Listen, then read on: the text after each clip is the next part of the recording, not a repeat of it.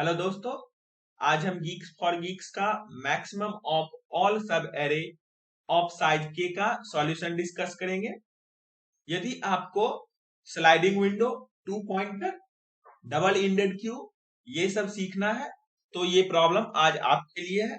तो चलते हैं इस प्रॉब्लम का स्टेटमेंट देखते हैं। इस प्रॉब्लम में हमें एक एरे n साइज का गिवन होगा और दो इंटीजर एक n और एक k।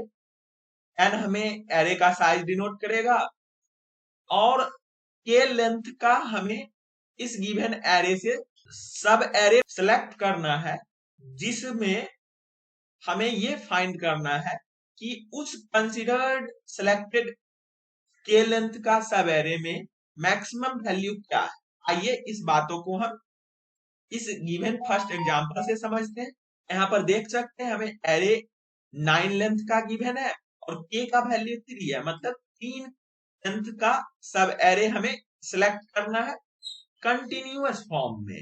जैसे यहाँ पर देख सकते हैं हमारा फर्स्ट स्टार्टिंग में 3 लेंथ का सब एरे क्या होगा 1 2 3 और जिसमें मैक्सिमम वैल्यू क्या है वो 3 है। इसीलिए आंसर में एक लिस्ट बना करके या वेक्टर में 3 स्टार्ट में ऐड हुआ है। फिर उसके बाद सेकेंड कंटिन्यूअस सब एरे यदि आप देखें तो वो 2 3 1 बनेगा, जिसमें मैक्सिमम एलिमेंट 3 ही है, तो इसीलिए उसके बाद फिर 3 ऐड हुआ। सिमिलरली यदि आप देखें फिफ्थ कंटिन्यूअस सब एरे हमारा क्या होगा 4 5 2 होगा और इसमें मैक्सिमम एलिमेंट 5 है, तो इसलिए यहाँ पर 5 ऐड किया गया है। तो हमें इस प्रॉब्लम में ऐसा ही कुछ करना है।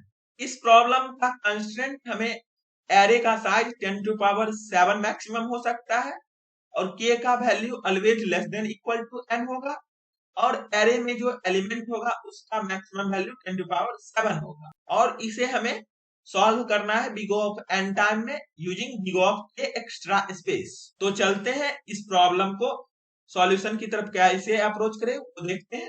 यहाँ पर हमने लॉजिक समझने के लिए सेकेंड एग्जांपल का यूज किया है। इस प्रॉब्लम में हम डबल इंडेड क्यू का यूज करेंगे।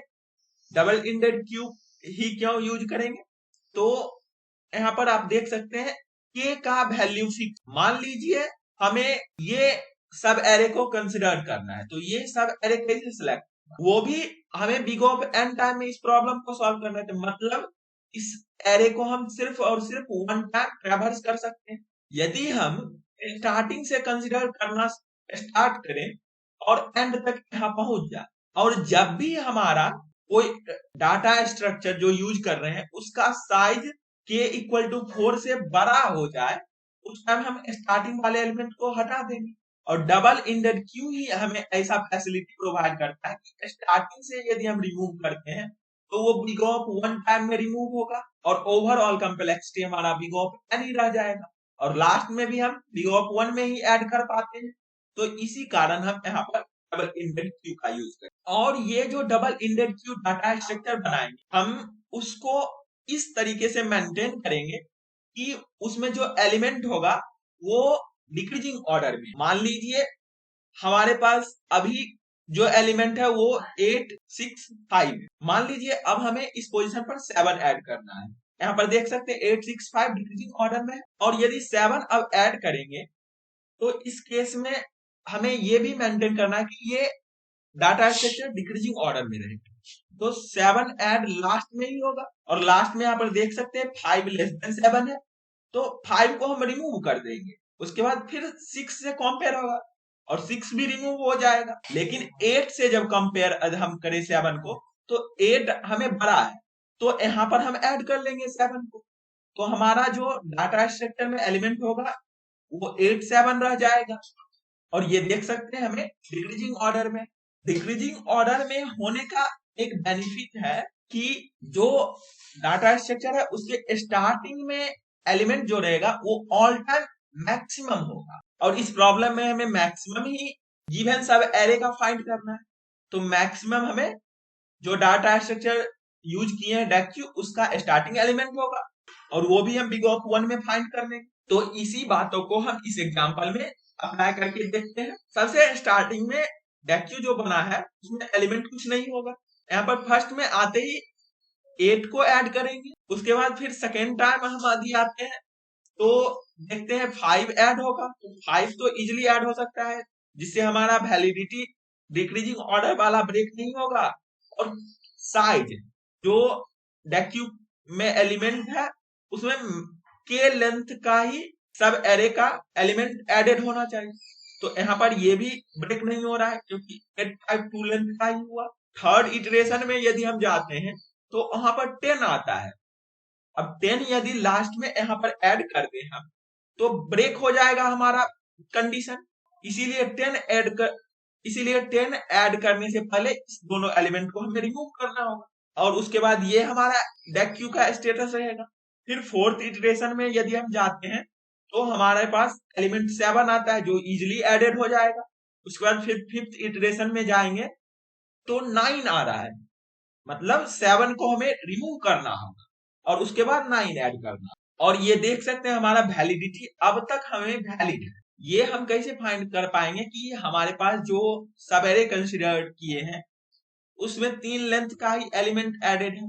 ये हम यदि इसके साथ साथ इंडेक्स का स्टेटस ऐड कर तो हम इजिली फाइंड कर सकते हैं। जैसे 10 का इंडेक्स क्या है, 10 का इंडेक्स हमें 2 है और 9 का इंडेक्स 4 है, तो 4 माइनस 2 प्लस 1 कितना हो जाएगा, यहाँ पर 3 हो जाएगा। इसीलिए यहाँ पर देख सकते हैं 3 लेंथ का ही एडेड है एलिमेंट। और हर एक टाइम हम और एक आंसर नाम का लिस्ट बनाएंगे जिसमें हम ऐड करेंगे कब, जब से हमारा ये पॉइंटर लास्ट वाला पॉइंटर 7 पर आ जाए, उसके बाद हम हर एक टाइम ऐड करते जाएंगे जो भी डेक्यू में स्टार्टिंग में एलिमेंट रहेगा। जैसे यहाँ पर आते ही 7 में स्टार्टिंग में एलिमेंट क्या है, 10 है, तो 10 ऐड कर लेंगे। फिर 9 पर आए तो 10 को ऐड करेंगे फिर, क्योंकि स्टार्टिंग में 10 ही है। ऐसा ही कुछ हम लॉजिक इंप्लीमेंट करेंगे अपने कोड में। तो चलते हैं इसी बातों को अब कोड में लिखते हैं। यहाँ पर सबसे पहले हम जावा कोड डिस्कस करेंगे। सबसे पहले हम एक पेयर नाम का क्लास बनाए हैं जो कि इंडेक्स और वैल्यू रखेगा एज ए एलिमेंट। उसके बाद यहाँ पर हमें मैक्स ऑफ सब एरे फंक्शन गिवन है, इसे ही कंप्लीट करना है।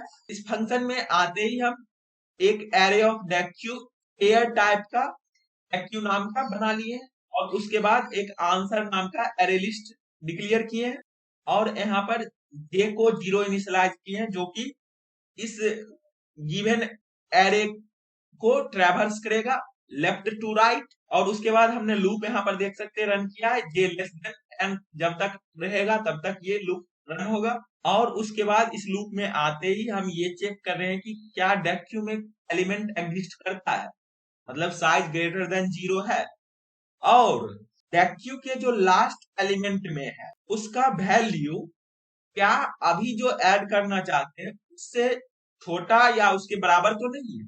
यदि छोटा या बराबर होगा तो ये वाला केस था 8 6 5 हमने एग्जांपल लिया था और 7 ऐड करना था, तो 5 छोटा मतलब लास्ट में जो एलिमेंट है वो छोटा या बराबर है तो हम लास्ट वाले एलिमेंट को रिमूव कर देंगे, वही यहाँ पर कर रहे हैं। उसके बाद हम अपने डेक्यू में ऐड कर देंगे इस 7 को एज ए न्यू पेयर बना करके। यहाँ पर जे हमारा इस 7 का इंडेक्स होगा इस एरे में और एरे ऑफ जे वैल्यू होगा। और उसके बाद हम फिर चेक कर रहे हैं कि क्या हमारा डेक्यू में जो एलिमेंट है उसका साइज के से तो आउट नहीं हो गया है या फिर के बराबर तो नहीं हो गया।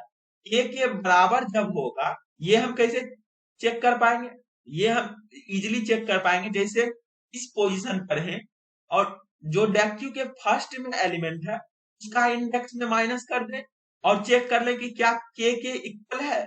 यदि के इक्वल होगा तब मतलब हमारा साइज ग्रेटर देन के हो गया, तो भी हम रिमूव करना होगा एलिमेंट को, तो वही यहाँ पर रिमूव कर रहे हैं स्टार्टिंग के एलिमेंट डेक्यू वाले को। और उसके बाद हम फिर चेक करेंगे कि क्या हमारा जे इंडेक्स के -1 मतलब 4 लेंथ का जैसे यहाँ पर कंसिडर करना है तो 7 पर पहुंचा या नहीं पहुंचा। 7 पर जे जब पहुंचेगा तब से हमें ऐड करना है अपने आंसर में डेक्यू के स्टार्टिंग एलिमेंट को, तो वही यहाँ पर ऐड कर रहे हैं और जे को ऑल टाइम इंक्रीमेंट करते जाएंगे और लास्ट में आंसर रिटर्न कर दिए। तो इस कोड को सबमिट करके देखते हैं और देखते हैं कि क्या ये रन करता है।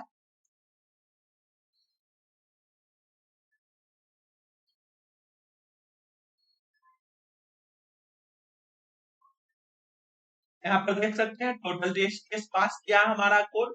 तो अब चलते हैं सी प्लस प्लस कोड देखते हैं। सी प्लस प्लस कोड भी हमने सिमिलर वेज में लिखा है, जो कि यहाँ पर देख सकते हैं। सबसे पहले यहाँ पर डेक्यू हमने बनाया है पेयर टाइप का, जो कि स्टार्ट वाले एलिमेंट इंडेक्स रखेंगे और सेकेंड एलिमेंट हमारा वैल्यू रखेगा उस इंडेक्स का इस गिवन एरे में। और उसके बाद आंसर हम डिक्लेयर किए वेक्टर ऑफ इंट टाइप का, और जे 0 से स्टार्ट किया है जैसा हमने जावा में किया था। और सिमिलर वेज में यहाँ पर कोड देख सकते हैं हमने लिखा और लास्ट में आंसर रिटर्न कर दिया है। तो इस लैंग्वेज में भी हम सबमिट करके देखते हैं और देखते हैं कि क्या ये कोड रन कर रहा है।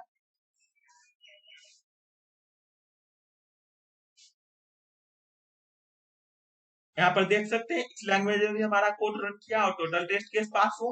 तो आई होप आपको लॉजिक और इस दोनों डिफरेंट लैंग्वेज के कोड समझ आए होंगे। तो फिर मिलते हैं किसी अगले वीडियो के साथ, तब तक के लिए कोडिंग करते रहिए। Best of luck. और हम इस दोनों डिफरेंट लैंग्वेज का कोड के लिंक डिस्क्रिप्शन बॉक्स में प्रोवाइड कर देंगे, तो आप वहां से चेक कर सकते हैं। और आप अपना कमेंट सेक्शन में फीडबैक जरूर दें कि इस वीडियो में क्या लैग है, तो हम उसी अकॉर्डिंग अपने वीडियो को इम्प्रूव करेंगे आपके लिए। Thank you for watching this video.